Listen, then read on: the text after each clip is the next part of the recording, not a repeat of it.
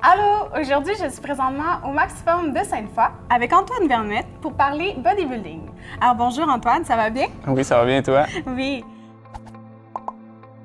Pour commencer, j'aimerais ça que tu me parles un peu de ton parcours. Dans le fond, toi, tu as commencé le bodybuilding il y a quelques années. J'aimerais ça que tu me racontes comment ça a commencé cette passion-là. OK. Dans le fond, moi, j'ai toujours été un gars qui a été vraiment sportif. Depuis mon enfance que je suis impliqué dans les sports, c'était plus des sports de compétition. Par exemple, au secondaire, on allait au même secondaire, justement. Mais je jouais au basket dans l'équipe du secondaire. Puis, c'est ça, dans le fond, j'ai toujours été impliqué dans les sports de compétition.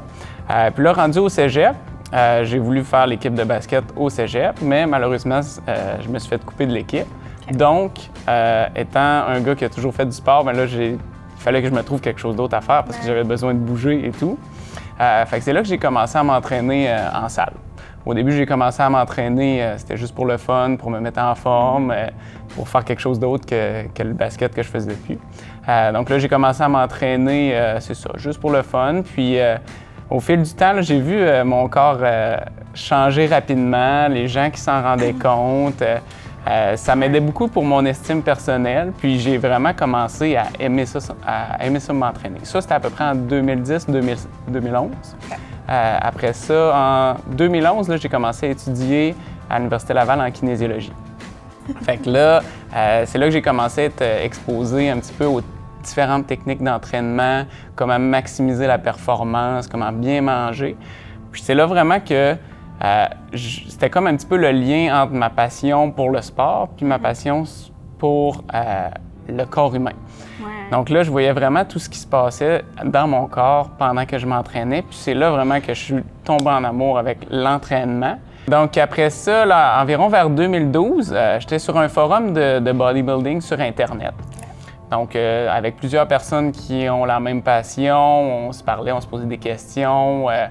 Puis c'est là, un moment donné, il y a un gars qui a posté la chaîne YouTube d'un bodybuilder des États-Unis. Il s'appelle Matt Auguste, si jamais des gens le connaissent. Donc là, j'ai commencé à écouter ces vidéos de ce gars-là. Puis là, le gars, il a mon âge. Il fait du bodybuilding, il est presque professionnel. Puis dans le fond, ce qu'il faisait sur sa chaîne, c'est qu'il exposait son mode de vie, son entraînement, qu'est-ce qu'il mangeait. Puis c'est ça. Puis je le suivais au fil des semaines. C'était justement pendant sa préparation pour une compétition. Puis c'est là que j'ai vraiment fait genre, wow. Je veux essayer, je veux faire ça. Je veux vraiment faire ça. Ouais. Fait que là, en 2012, je me suis dit, en 2012, après plusieurs mois à l'écouter, là, je me suis dit, OK, c'est sûr, il faut que je fasse une compétition une fois dans ma vie. Puis moi, je suis vraiment quelqu'un comme ça. Quand j'ai un but en tête, tu peux pas me l'enlever de la tête. Je vais tout faire pour y arriver. Fait que là, j'ai commencé à vraiment m'entraîner vraiment sérieusement. Puis c'est là aussi que j'ai mis beaucoup d'accent sur la nutrition. Okay. Puis c'est là que j'ai vu le pouvoir de la nutrition, comment c'était vraiment important pour avoir des résultats. Puis là, j'ai commencé à... Je me suis dit, bon, il faut que je sois entouré d'un bon coach pour me superviser. Puis là, justement, j'ai réussi après avoir fait des recherches sur Internet, j'ai réussi à contacter le même coach que Matt Auguste, le gars de YouTube. OK. Puis ça, c'était en 2013. Donc, je l'ai approché, on a commencé à parler sur Internet. Puis depuis 2013, c'est mon coach. OK, en ligne, parce que lui, il habite aux États-Unis. Il habite aux États-Unis, mais des fois, il fait son doctorat en Nouvelle-Zélande. OK, c'est en ligne, là, c'est à distance. Oui, c'est ça. Fait qu'on se parle par Skype, par email. Fait que c'est vraiment cool pour ça. Puis c'est comme ça que ça a commencé. Moi, ça m'intéresse beaucoup. Combien de fois par semaine tu t'entraînes? Combien de temps par séance environ? Ton entraînement là, sur la semaine, ça ressemble à quoi? Là, c'est sûr que ça dépend toujours du bloc d'entraînement. C'est très variable au cours des mois, des années. Ouais. En ce moment, mon entraînement, comment il est séparé, on appelle ça un legs push-pull. Dans le fond, j'ai 3 jours en ligne. Le premier legs, c'est évidemment les jambes. Donc, je fais quads, ischio, mollets. Deuxième, c'est push, donc tous les muscles qui font pousser. Donc, c'est pectoraux, deltoïde antérieur, moyen et triceps. Puis ma 3e journée de suite, c'est pull, donc tous les muscles qui tirent. Okay. Donc dos, biceps, deltoïde postérieur. Donc ça, j'ai 3 jours en ligne. Après ça, j'ai une journée de repos. Puis après ça, je recommence. Legs push-pull. Donc, je m'entraîne 6 jours par semaine en moyenne. OK. Mes entraînements, en général, durent au total 2 heures. Là. In, out du gym. Ça commence toujours, j'ai environ 30 minutes là, d'échauffement, travail de mobilité, flexibilité. Puis mon entraînement dure d'1 heure à 1 heure et demie. OK. Puis c'est ça là. Mais sinon, dans les mois précédents, avant mon entraînement en ce moment, là, je sais pas si tu connais ça, je faisais du DUP. C'est du Daily Undulating Periodization. En français, c'est genre périodisation ondulatoire quotidienne. Non. Dans le fond, je squattais 3 fois par semaine, bench 3 fois par semaine, puis deadlift 2 fois par semaine. Fait que mes entraînements commençaient toujours par un de ces gros mouvements-là. Puis le reste de mes entraînements, c'était, dans le fond, basé, c'était focus plus sur le haut du corps, une journée, ensuite focus bas du corps, haut du corps. Donc, j'ai vraiment toujours une grosse fréquence d'entraînement. Mes entraînements, c'est pas toujours du gros volume, mais je touche toujours au moins à chaque groupe musculaire de 2 à 3 fois par semaine. Ça amène ma prochaine question, en fait. Toi, tu fais de la compétition. Là, tu me dis ton entraînement, quelques mois, c'était différent. J'aimerais ça que tu me comptes un peu, c'est quoi tes phases? Parce que tu as des phases d'entraînement avant une compétition. Ouais. Ça ressemble à quoi? Ben, c'est sûr que c'est vraiment... pour une compétition, il faut vraiment prévoir ça beaucoup d'avance. C'est sûr que moi, ma préparation, comme on appelle, là, la diète, c'est toujours au moins 24 semaines avant le jour d'une compétition. Donc ça, roughly, si on estime, c'est à peu près 6 mois. Avant ces 6 mois-là intenses de diète, mais là, c'est sûr que je suis presque en permanence en phase de prise de masse. Parce que dans le fond, il faut que je maximise ma masse musculaire pour que quand je diète, bien, que j'aie une bonne masse en dessous du gras que je vais perdre. Fait que dans le fond, c'est ça. Il faut toujours que je prévoie au moins 24 semaines. Là, tu vois, j'ai commencé ma diète pour mes compétitions en 2016. Ma première semaine, quand j'ai commencé, ma diète, c'était 24 semaines avant ma première compétition. Puis ma dernière de ma saison, c'est comme 35 semaines plus tard. Fait que faut vraiment y aller graduellement. Il faut vraiment que je prenne beaucoup de temps à l'avance pour ma diète parce que, dans le fond, c'est ce qui permet, en y allant graduellement, de perdre le moins de masse musculaire possible pendant cette perte de gras-là pour maximiser. Puis ton entraînement, il change au cours de cette phase-là. Dans le fond, tu sais, quand tu es un peu restreint au niveau de tes protéines, de tes lipides et tout ça, est-ce que ton entraînement diminue ou il reste la même? Il diminue? Oui, c'est ça. C'est sûr que c'est toujours plus intense dans les périodes de prise de masse parce que mes apports caloriques sont supérieurs. Donc énormes, supérieurs. Donc, j'ai vraiment plus d'énergie pour faire des gros entraînements. Puis là, on diminue graduellement le volume au fil des semaines. La diète? Quand tu dis diminuer le volume, est-ce que tu diminues le nombre de fois par semaine ou le temps? Au gym? Oui, ou c'est plus les poids qui sont plus légers? C'est plus... j'y vois... Normalement, ma fréquence d'entraînement ressemble... C'est pas mal la même. Quand je parle de volume, là, c'est le nombre de séries que je fais, le nombre de répétitions. Tu fais de l'entraînement en salle, évidemment. Je me demandais si tu faisais d'autres sports à côté de l'entraînement en salle qui te seraient utiles pour ton bodybuilding, qui augmenterait ta masse ou au contraire qui te ferait perdre du gras. Oui. C'est sûr que cette session-ci, j'ai pas eu beaucoup de temps d'en faire, mais normalement, j'aime beaucoup ça, faire du yoga. Parce que le yoga me permet de garder une certaine flexibilité qui est nécessaire pour la prévention des blessures, puis pour ma performance en général au gym. Puis sinon, là, cette année, pendant que j'étais en pause de compétition de culturisme, là, j'ai fait du powerlifting, qui est en français de la dynamophilie. Mais bref, c'est des compétitions de squat, bench, deadlift pour faire les 3 mouvements, puis la personne qui gagne, c'est la personne qui a le plus gros total des 3. Donc ça m'a vraiment... C'est plus axé sur la force, mais ça m'a permis de vraiment maximiser mon temps pendant mon off-season, qu'on appelle, entre 2 compétitions, puis vraiment là, de maximiser mes gains en force. Ah oui, c'est clair. Gain de masse. Et voilà. OK. Donc, côté nutrition, tu l'as mentionné, c'est très, très important pour avoir des résultats. Toi, je sais, je te suis sur les réseaux sociaux, je sais que tu calcules tes protéines, tes lipides et tes glucides. Je me demandais, tous ces plans-là, là, parce que tu dois avoir tant de grammes par jour, tu sais, c'est très serré. Je me demandais, ces plans-là, tu les trouvais où? C'est qui te les donnait? Comment t'arrangeais ta nutrition? Ma nutrition et mon entraînement, c'est géré par mon entraîneur. OK. C'est la même personne. Oui, c'est ça, parce que lui, dans le fond, il a une maîtrise en sciences de l'exercice, une maîtrise en nutrition sportive, puis là, il fait son doctorat en... Je ne sais pas comment traduire ça, là, mais c'est Strength and Conditioning. OK. Donc, il est calé, le gars. Oui, en effet. C'est bon. Si on continue sur la nutrition, je l'ai dit, je te suis sur les réseaux sociaux, puis il y a une tendance que tu vois un peu sur Instagram, c'est « It fits your macro ». OK? Puis je pense que toi, tu es là-dessus. Tu suis ça. Ouais. J'aimerais... tout d'abord, je vais expliquer c'est quoi « It fits your macro ». Macro, c'est pour macronutriments, puis un macronutriment, c'est soit protéines, lipides ou glucides. « It fits your macro », je vais t'essayer de l'expliquer. Oui. Vas-y donc. C'est ça. Dans le fond, il y a plusieurs noms à ce type de diète-là. Il y a If It Fits Your Macros, il y a Flexible Dieting qui appelle aussi. Bref, c'est ça. Comme tu as dit, dans le fond, dans une journée, ce qui détermine ce qu'on mange, c'est les protéines, glucides, lipides, ce qui nous donne le total de calories dans une journée. Dans le fond, moi, mon coach, il me donne des cibles à atteindre au niveau des protéines, glucides, lipides. Puis, ce que ça veut dire, if it fits your macros, c'est que quand tu arrives pour manger quelque chose, mais tu te demandes, est-ce que ça fit dans mes macros? Si ça fit, tu peux le manger. Si ça fit, non. Mais il y a certains bémols à donner à ça. C'est sûr que là, la tendance actuelle qu'on voit, il faut vraiment faire attention avec ça parce que ça laisse la porte ouverte à certaines personnes à se dire qu'ils peuvent vraiment manger tout ce qu'ils veulent. Faut vraiment mettre un bémol. C'est pas vraiment n'importe quoi qui fit que tu peux manger. Moi, dans le fond, j'ai certaines recommandations à suivre de mon coach. Je peux manger tout ce que je veux qui fit dans mes objectifs quotidiens de protéines, glucides, lipides à partir du moment que j'ai mangé 3 fruits, 3 légumes et 25 grammes de fibres dans une journée. Après ce moment-là, je peux vraiment manger tout ce que je veux. Comme par exemple, en 2014, avant mes compétitions, je tripais vraiment sur les Pop-Tarts.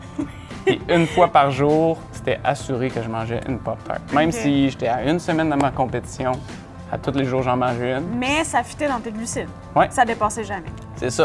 En autant que je ne dépasse pas mes cibles quotidiennes, tout est beau. Puis en autant que j'ai atteint mes recommandations de base là, au niveau des fibres, des fruits et légumes.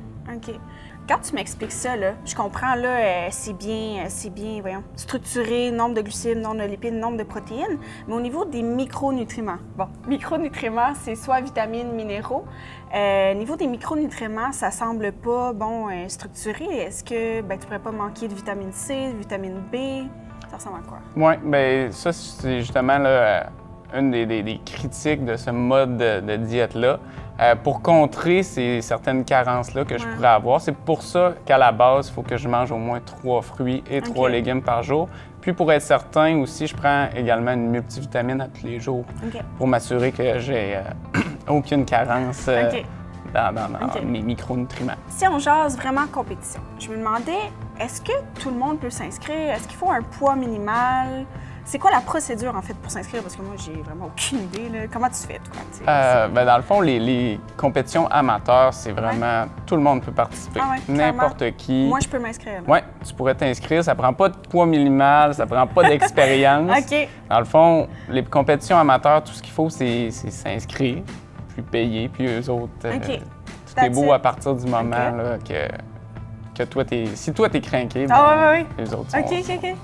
Puis, dans le fond, toi, tu as participé à des compétitions que pas tout le monde peut s'inscrire? Pas encore. Là. Tu vois, dans le fond, à date, j'ai fait 2 compétitions dans ma vie. Une fois à Ottawa, une fois à Boston. Celle à Boston, là, ma dernière que j'ai faite, j'ai gagné j'ai fini premier toute catégorie, ce qui m'a permis d'avoir une carte professionnelle qui appelle. Dans le fond, je suis professionnel dans cette fédération-là, qui est l'ANBF, c'est American Natural Bodybuilding Federation. Ce que ça veut dire, c'est que en ayant cette carte-là, ça me permet de compétitionner dans les compétitions qui sont seulement pour ceux qui sont professionnels dans cette fédération-là. Qui ont la carte. Oui.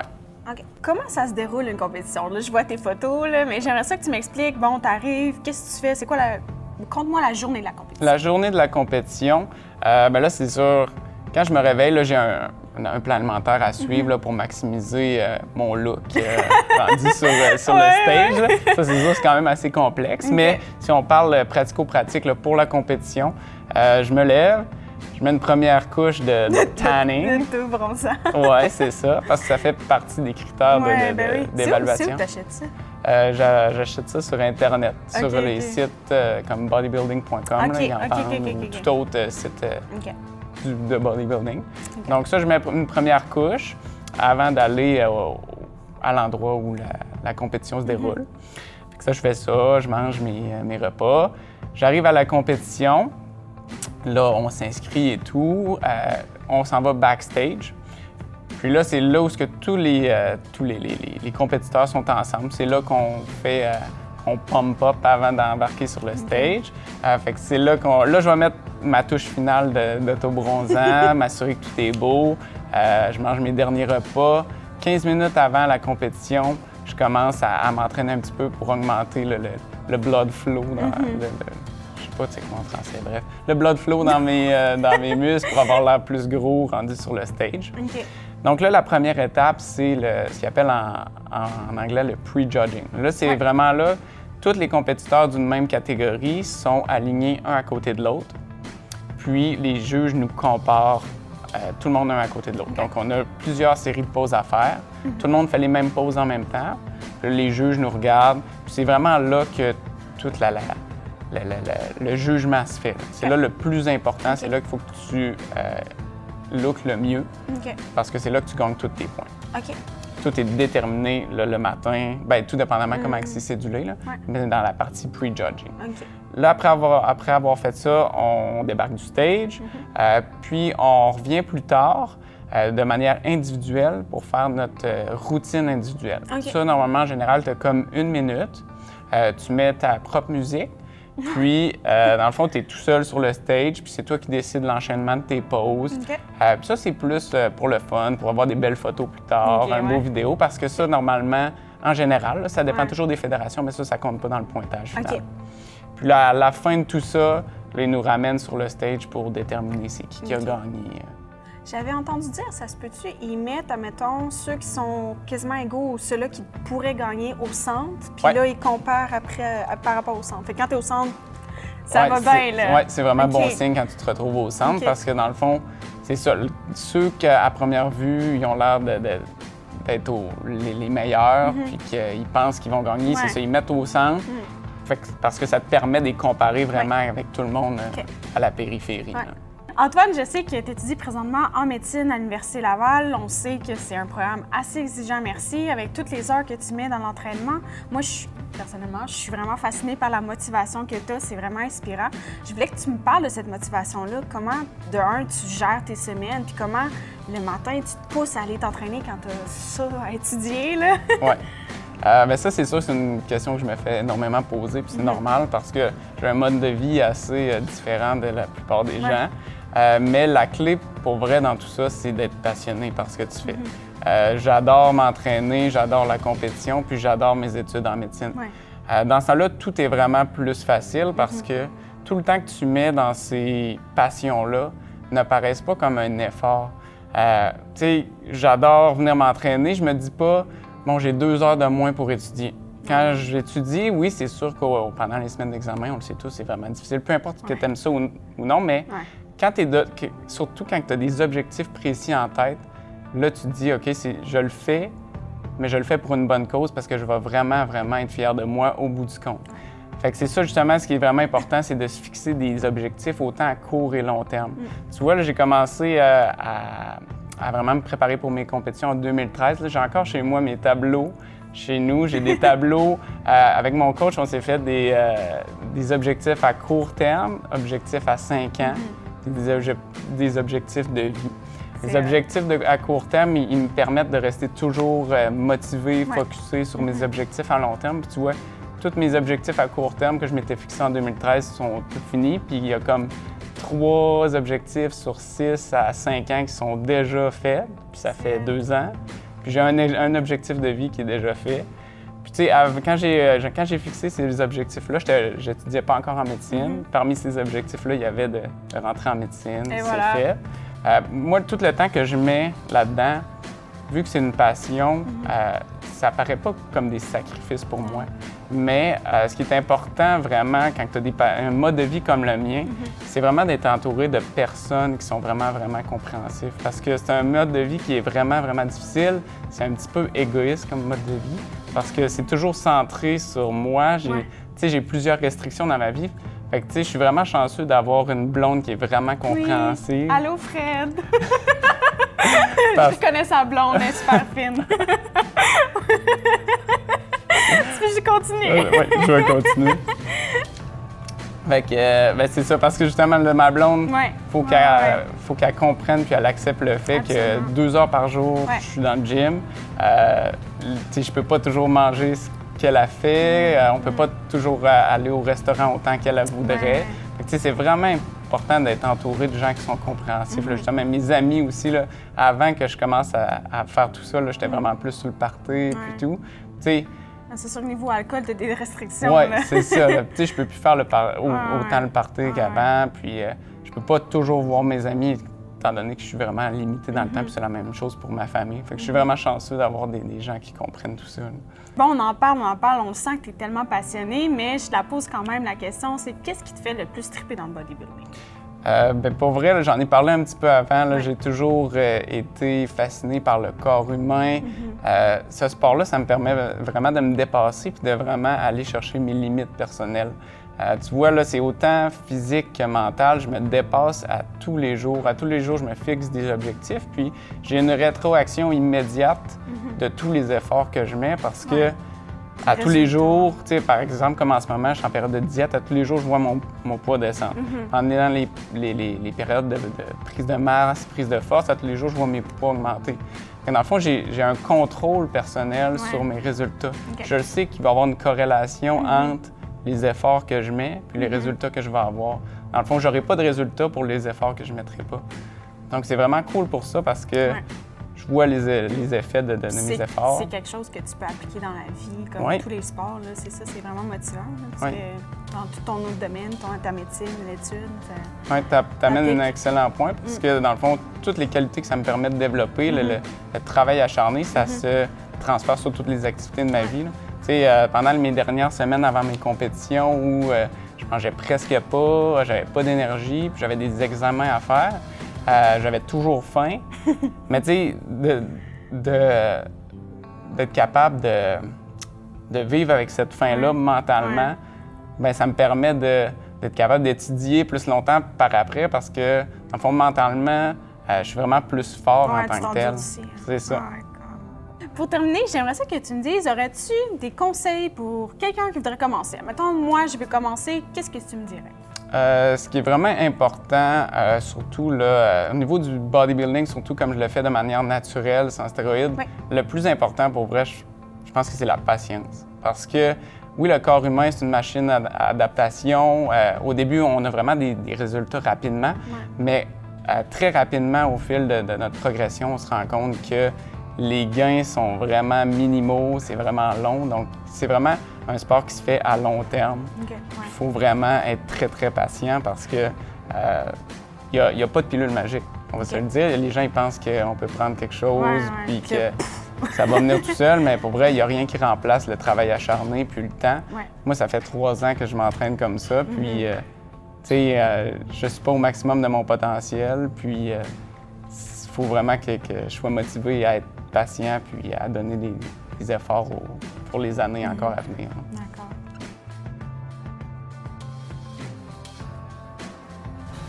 Bon, bien, Steph, là, je vais te montrer un exercice que je fais très souvent, le deadlift. C'est vraiment important, c'est surtout pour les jambes, évidemment, mais ça vient aussi travailler au niveau du dos, le grand dorsal et les érecteurs du rachis. Et les fesses aussi. Donc là, comment que moi je le fais? Moi, je fais plus du type sumo deadlift.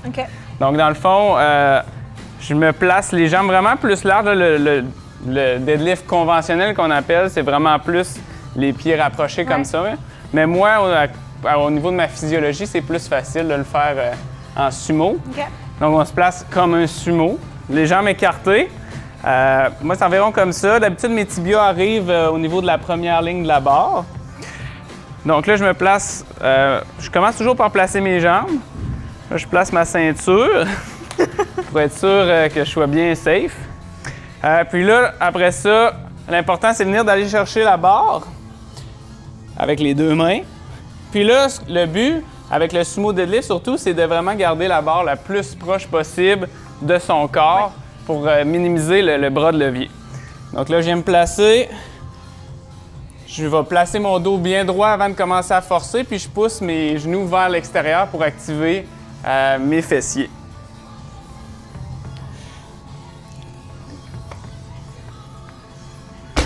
Comme ça.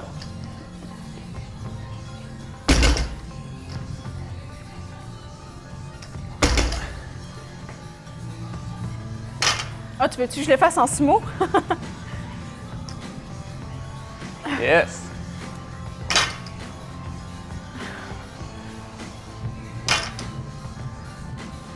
Très bien! Je me demandais, tu utilisais ces chaussures-là pour le deadlift, là tu changes ça pour faire du squat. C'est quoi la différence? Mais c'est ça, dans le fond, ça, j'utilise ces souliers-là pour le deadlift parce que il n'y a pas de semelle. Donc, dans le fond, je suis vraiment plus proche du sol. Ouais. Fait que c'est plus facile pour le deadlift parce que, dans le fond, étant donné qu'il faut que je lève la barre, la distance que j'ai à parcourir est diminuée. Okay. Tandis que ces souliers-là, avec un gros talon, c'est plus pour le squat. Bien, pour le squat ou tout autre mouvement dans le terreau parce que en ayant ça te met la cheville plus en dorsiflexion, donc ça te permet plus facilement de descendre plus bas dans ton mouvement. Ça, dans le fond, tu es moins limité par ta flexibilité des gastrocnémiens et autres. Des mollets. Des mollets.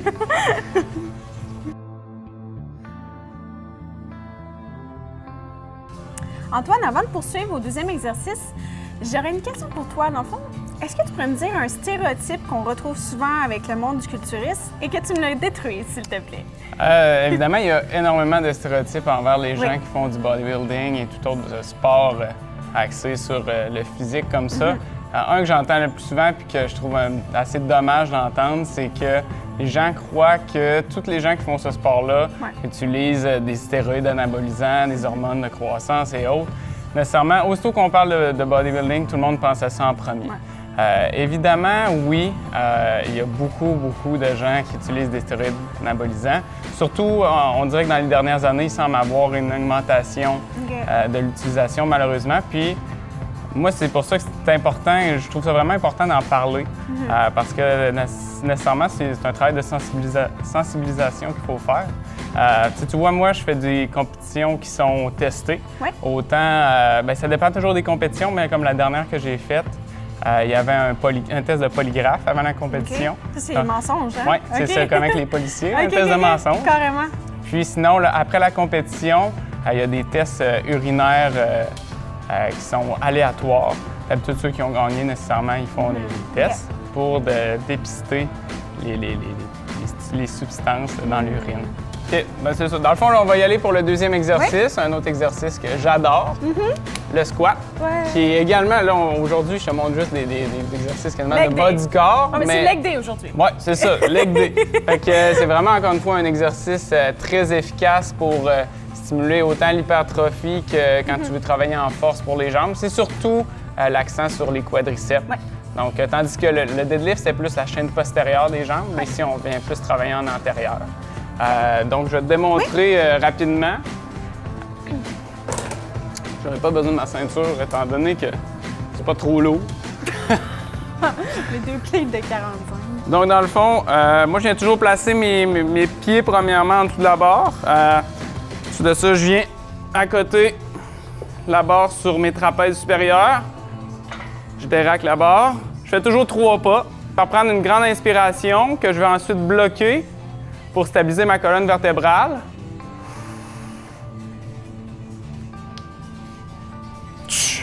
Donc, c'est ça.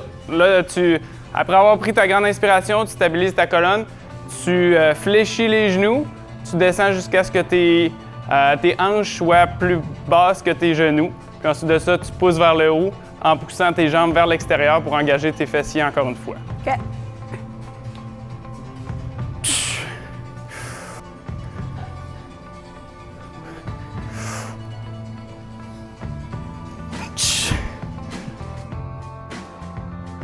Donc maintenant, Steph, je vais te montrer une technique d'entraînement qui est peu connue. Certains bodybuilders font ça, mais c'est vraiment peu de gens connaissent la technique. Ça s'appelle le BFR, Blood Flow Restriction Training. Donc dans le fond, ce que je vais faire, je vais utiliser deux sangles qui vont bloquer le retour veineux au niveau de la partie de mon corps que je travaille. Là, ça va être les biceps. Justement, moi, j'ai commencé à utiliser ça au niveau de mes biceps parce que c'est ma partie la plus faible de mon corps. Là. Étant donné qu'au bodybuilding, c'est important la symétrie, la proportionnalité. Moi, c'est important que tout soit proportionnel, puis mes bras ils tirent un petit peu de l'arrière. Donc, j'ai introduit ça dans mon entraînement, ça fait environ 1 an et demi. J'ai vu des bons résultats. J'aimerais ça que tu me parles un peu de la science derrière ça. Là. Ce que tu as lu à date dans les revues, dans les articles scientifiques. Oui, dans le fond, c'est encore assez nouveau. Ouais. Donc, la recherche n'est pas encore complètement terminée à ce niveau-là. Bien, dans le fond, c'est encore au niveau des hypothèses pour essayer de comprendre le mécanisme derrière tout ça. C'est sûr qu'à l'heure actuelle, là, ce qui a l'air de ressortir un petit peu de la littérature, c'est que premièrement, étant donné qu'on bloque le retour veineux, mais que l'apport artériel est maintenu, dans le fond, ça permet d'accumuler les métabolites de l'exercice au niveau du muscle, donc d'induire la fatigue plus rapidement, d'aller chercher les fibres musculaires rapides plus rapidement, en ayant une charge qui est vraiment plus légère que ce qu'on utilise d'habitude. Donc, c'est plus facile au niveau des articulations. Puis, c'est vraiment cool.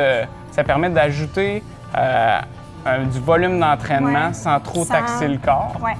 Puis, aussi, en même temps, ce qui est discuté dans la littérature, c'est que ça provoquerait un shift d'eau de manière extracellulaire vers intracellulaire. Puis, ça stimulerait l'hypertrophie.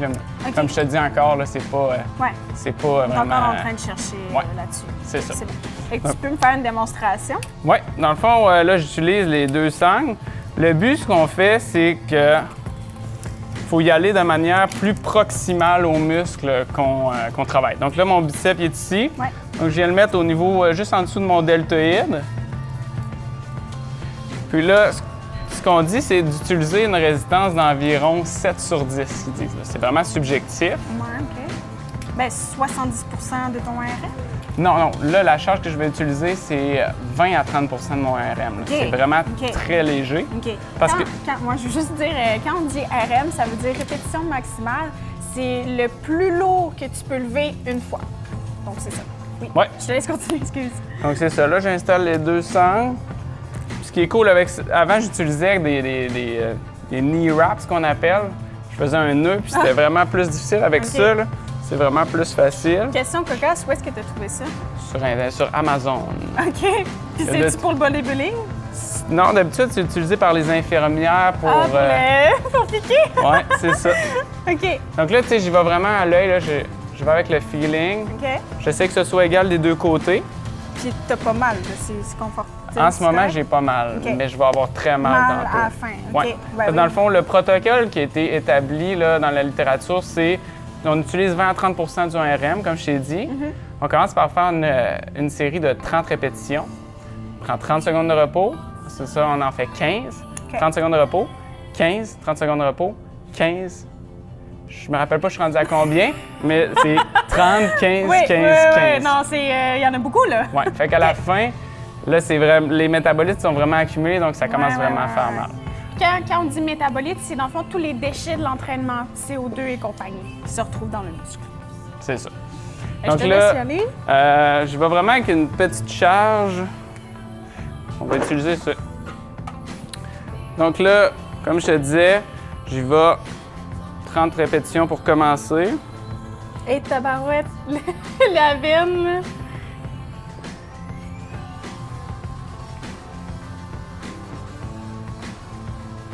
Est-ce que tu sens que tu es fatigué plus rapidement? Oui, vraiment. OK.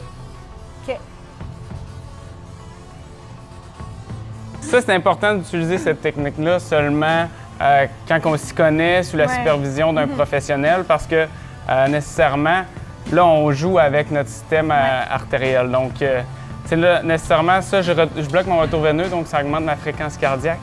Chez les gens cardiaques, il ne faut vraiment pas utiliser ça. Il faut vraiment seulement les gens en santé puis qui savent qu'est-ce qu'ils font. Donc, à faire attention avec cet exercice.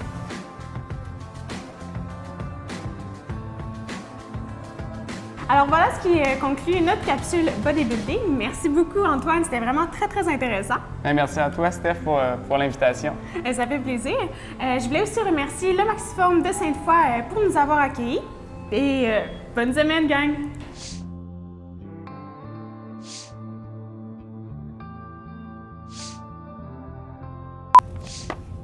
Ah ouais, c'est ça. Ça m'intrigue. Il te fait sur un macro quand tu poses des peignes de Tim Hortons. Ça, là, je suis content que tu poses la question. Oh ouais. It fits your macro. OK. Justement, je sais pas si t'as remarqué. Ouais, non, c'est ça. It fits your macro. C'est pas la NASA. C'est pas la NASA. Bon. Tes réponses sont hot, là. C'est genre full motivation de la vie, là. Genre mon post quand je vais publier ton vidéo. Oui, je sais. OK. Hein? Dernière question! Pour terminer, là, j'aimerais que tu me donnes... Oui. Dans l'urine. OK. Hey, j'ai plus de sous. J'ai plus de... Parlez! Pas de cardio, excusez-moi. Elle est quand même drôle, celle-là. C'est vrai, mon Dieu.